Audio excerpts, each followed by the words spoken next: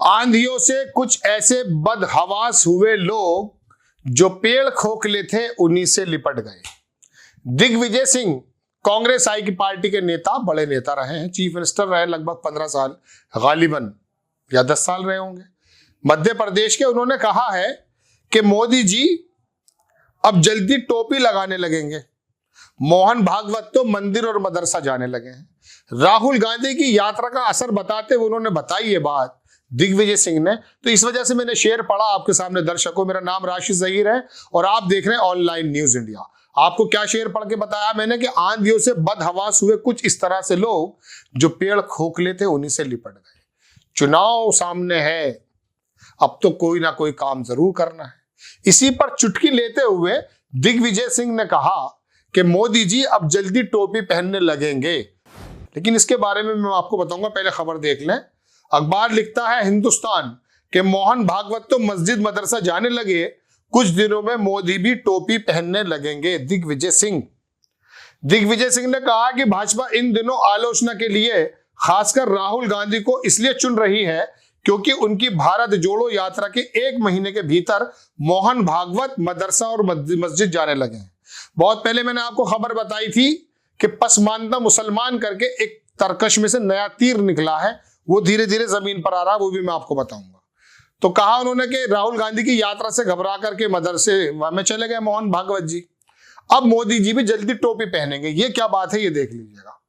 राज्यसभा सदस्य और कांग्रेस के सीनियर नेता दिग्विजय सिंह ने एक बार फिर आरएसएस और बीजेपी पर निशाना साधा है। उन्होंने मंगलवार को कहा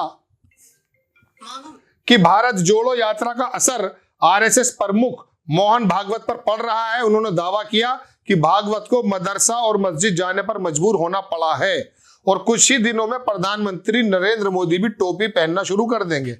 प्रधानमंत्री जी अगर एक बार मुस्लिम वाली टोपी पहन भी लेंगे देश के अंदर, बाहर तो पहनी है, तो परेशानी क्या है साहब? आप हिमाचल जाते हैं, मिजोरम जाते हैं, केरल जाते हैं, तमिलनाडु जाते हैं, कलकत्ता जाते हैं, वहां की वेशभूषा पहन लेते हैं। लेकिन अगर आप जब चीफ मिनिस्टर थे, मुस्लिम समुदाय अगर आपको टोपी पहनाने की बात करता है तो वो नहीं पहनते। एक मसला बन गया है।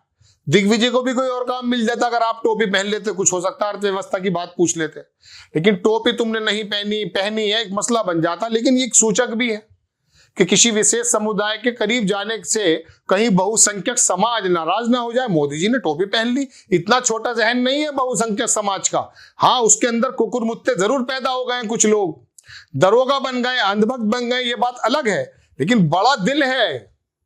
भारत के अंदर सबका स्वागत किया उन लोगों ने। कमजोरों की लड़ाई बहुसंख्यक के लोग ही तो लड़ते हैं। आप देखो, रवीशुद्दीन पांड कर दिया आपने, रवीश पांडे को, विनोद दुआ को, दुनिया भर के लोग हैं। इन सारे लोग जो है ये आवाज किसकी उठाते हैं? कमजोरों की। सवाल सत्ता से करते हैं। तो यही वर्ग है वो जिन्होंने कहा था वासुदेव कुटुंबकम, जो कहते हैं कि सबका स्वागत है। मुझे एग्जैक्टली वो सेंटेंस याद नहीं आ रहा है। तो कहने का मतलब दर्शकों ये है, आप ही टोपी पहन के इश्यू बना देते हैं। बहरहाल क्या कहा आगे वो देख लीजिए।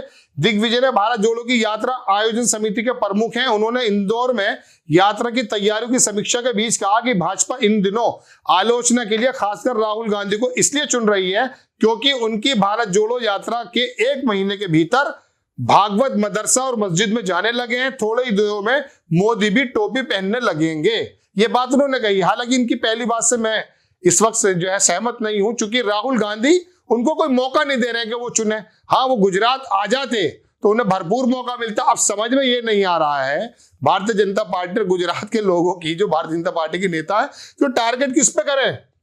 कांग्रेस तो वहां पर निष्क्रिय पड़ी हुई लगभग, हालांकि इलेक्शन जमीन पे बहुत अच्छा है उनका, लेकिन जब तक राहुल गांधी, प्रियंका गांधी, सोनिया गांधी नहीं आएंगे तो किसको गाली बके, किससे बात करें?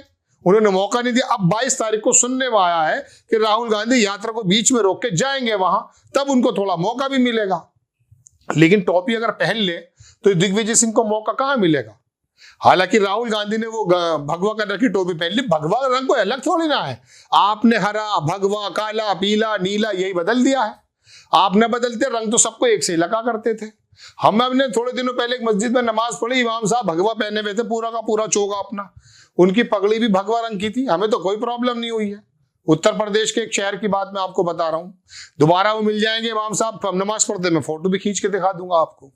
तो कहने का मतलब ये रंगों की भी राजनीति आपने की है। वो कुदर्शन चैनल वाला हरे रंग को लेकर के हंगामा करता रहता है, उर्दू को लेकर हंगामा करता रहता है। हल्दीराम में लिखा हुआ अरबी में था, हल्दीराम में ये वाले कंटेंट पड़े हुए हैं, इतनी मजेदार ये नमकीन है, उसके वगैरह कुरान की आयतें हैं। बताओ पढ़ा लिखा आदमी कह सकते हैं उसे? वो शक्ल सूरत से तो लगता ही नहीं है पत्रकार, अपनी वाणी और कलम से भी नहीं लगता। तो दर्शकों, ये बात मैं आपसे बताना चाहता था कि रंगों में इतना बांट दिया कि इनको ये कहना पड़ रहा है। आगे देखें, उन्होंने कहा कि जब राहुल गांधी की यात्रा आखिरी पड़ाव में श्रीनगर तक पहुंचेगी, उस वक्त देखिएगा आप कि क्या मकाम होता है। तो प्रधानमंत्री नरेंद्र मोदी जी के बारे में मैं आपको सिर्फ यही बताना चाहता था दर्शकों, ये खबर भी यही कह रही है कि आप टोपी पहन के इनके मुंह को बंद क्यों नहीं कर देते? आप डरते क्यों हैं? अगर डरते हैं तो आप टोपी पहन लीजिए, कोई इसमें कयामत थोड़ी ना आ जाएगी। आप तो खुद ये अब्दुल का नाम जो लेकर, टायर पंचर का नाम लेकर, आज तक जितने मुस्लिम समुदाय के लोग हैं सोशल मीडिया में उनको पता है वो क्या कहते हैं, जो ट्रोल मीडिया के लोग हैं, पंक्चर पुत्र, उन्होंने ये कहना शुरू कर दिया। उसके जवाब में उन्होंने क्या कहना, गुफा पुत्र। ये वाली लैंग्वेज आ चुकी है राजनीति में। असल मुद्दों पे ना दर्शक बात कर रहे हैं, ना वोटर बात कर रहे हैं, और नेताओं ने तो काम ही ये था कि हम इन्हें मर्म स्पर्शी किसी धार्मिक मुद्दों पे उलझा कर रखें। क्योंकि इनके जज्बातों को जब तक अब उखेड़ेंगे नहीं श्री रामचंद्र जी को लेकर के, मंदिर और मस्जिद को लेकर हमारा उल्लू सीधा नहीं होता। और यही वजह, अभी वो गुजरात के गृह मंत्री हैं, उनके बारे में मैं आपको बता दूं, इसी चुनाव के दौरान मुंह से निकल गया, अरे हमारे यहाँ कम क्राइम होता है, कुछ इस तरह की भ्रष्टाचार की बात बता रहे थे। पहले वाली सरकार में होता था। 27 साल से तो आप हैं, अब फंस गए वो अपनी बात कह करके। तो गुजरात के अंदर इस तरह के तो लोग मौजूद हैं, मालूम ही नहीं क्या कहना है क्या नहीं कहना है। अब मोदी जी हिमाचल गए, वहां भी कहिए आप मुझे देखिए, सिर्फ नीचे वाले नेताओं को मत देखो। गुजरात के अंदर भी ऐसे ही मामला हो रहा है। सारे जो पुराने मुख्यमंत्री थे उनको भी एक तरफ रख दिया। तो बहरहाल बड़ी खबर आपको दर्शकों यही बताने हाजिर हुआ था कि किस तरह से दिग्विजय ने किया है। आगे खबर भी देख लीजिए कि SC ST की भलाई के नाम पर केवल दिखावटी आयोजन। दिग्विजय सिंह ने आरोप लगाया, भाजपा अनुसूचित जाति और अनुसूचित जनजाति के लोगों की भलाई के नाम पर केवल दिखावटी आयोजनों पर भरोसा करती है। उन्होंने कहा, हमें गर्व है कि द्रौपदी मुर्मू हमारे देश की राष्ट्रपति हैं। हम उम्मीद करते हैं कि वो मध्य प्रदेश में आदिवासियों को दी जाने वाली प्रताड़ना पर कुछ बोलेंगी। अगर इस विषय में ना बोलना चाहें तो हमारे प्रतिनिधिमंडल उनसे चर्चा का समय दे सकती है। पिछली बार तो बहरहाल ये तो आदिवासी हो, अनुसूचित जनजाति हो, जाति कोई सी भी हो, ये तो उसी वक्त सामने आती है दर्शकों जब ये चुनाव आ जाते हैं। लेकिन अगर अनुसूचित जनजाति समुदाय के लोग भी अब सुन रहे हैं तो मैं उनको बता दूं, आप भी चेतते नहीं हैं, आपको भी नहीं मालूम, आप भी धर्म की राजनीति में फंसकर वोट कराते हैं। बहरहाल बड़ी खबर कि दिग्विजय ने कहा कि टोपी पहनने लगेंगे अब, चूंकि भागवत जी तो मदरसे के चक्कर काट रहे हैं। पसमानदा वाली बात मैं आपको पहले बता ही चुका हूं। आपको खबर कैसी लगी अपनी राय कमेंट्स बॉक्स में जरूर दीजिए। चैनल को सब्सक्राइब कीजिए, शेयर कीजिए। नेक्स्ट टाइम किसी खबर के साथ आता हूं। जय हिंद। इस खबर को अभी लाइक करें, शेयर करें, अभी चैनल को सब्सक्राइब करें और घंटी जरूर दबाएं।